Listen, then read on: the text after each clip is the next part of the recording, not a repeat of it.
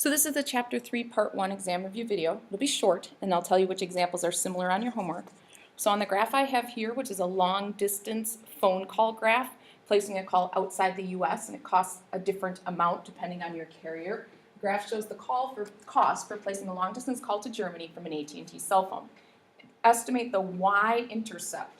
When you look at your axes, you know your x-axis is always the one that's horizontal, and your y-axis is always the one that's vertical or your dependent variable. So when they say estimate the y-intercept, I want to come over here and find out about where it is. It looks like it's around 5.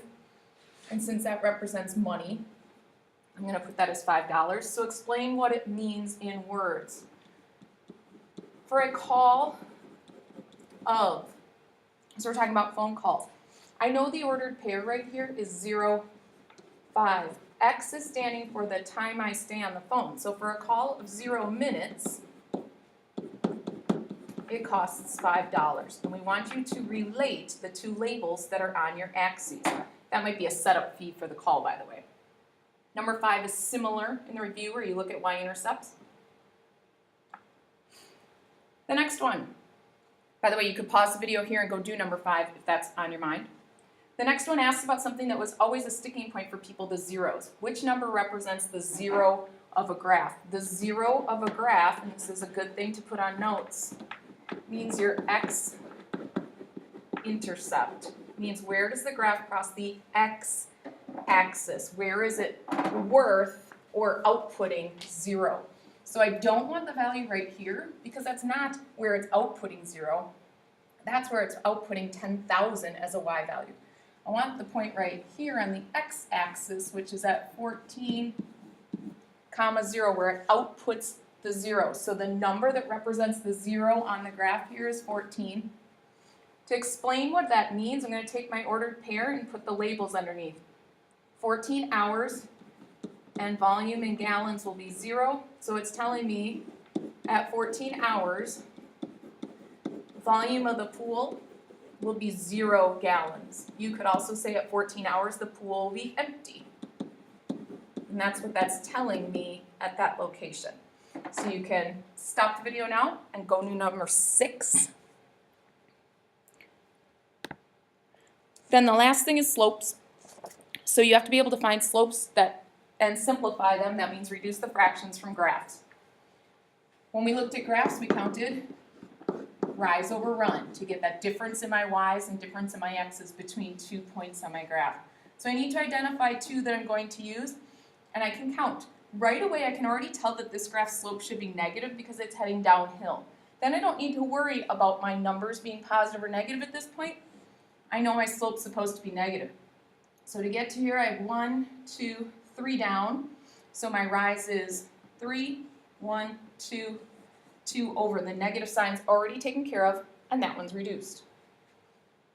Over on this one, I already know my slope's going to be positive, and I'm just going to pick my 2 points, and you can pick low to high or high to low, and I'm going to go up 2 and run 1. So rise 2, run 1, or I could just say 2. And then this is the one that stumped people, this horizontal line. It's a little hard to see.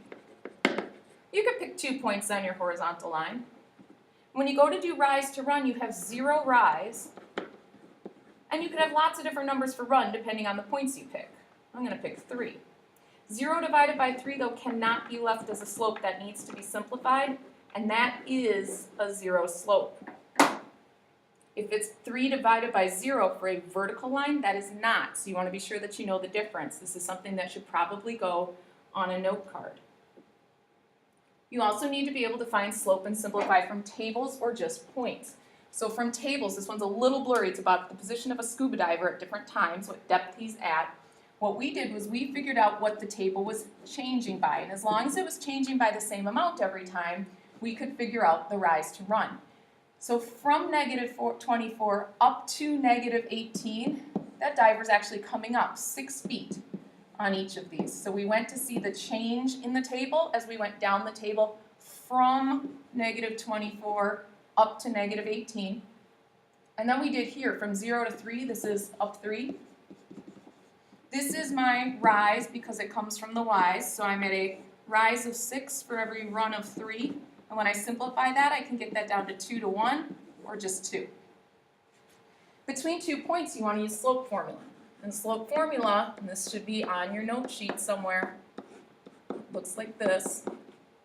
So slope formula for this one says if I want to calculate the slope, most of you gave these names. You went above and said this is the x from the first ordered pair and the y from the first ordered pair. This is the x from the second ordered pair and the y from the second ordered pair, so that you had an easier time plugging it into that formula. So my y2 minus my y1, my x2 minus my x1, and order matters here. I have 15 over negative 3. If one part of my slope is negative, then it's negative because it's a positive divided by a negative. And this last one, same thing, I'm going to name them. You might get a bell sounding here. Don't let it startle you. My slope formula says my slope represented by m is going to be 7 minus 7 all over 5 minus 3. That's 0 over 2, which is 0 when you divide. Keep in mind, if your slope comes up to over 0, you have to say no slope or undefined. In other words, there isn't one.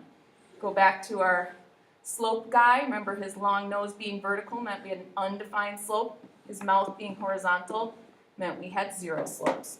With these, you can go do ones like number 8. Then number 9 and number 10 are word problems where if you pull out 2 data points, x, y ordered pairs, you can find the rate that you need from there.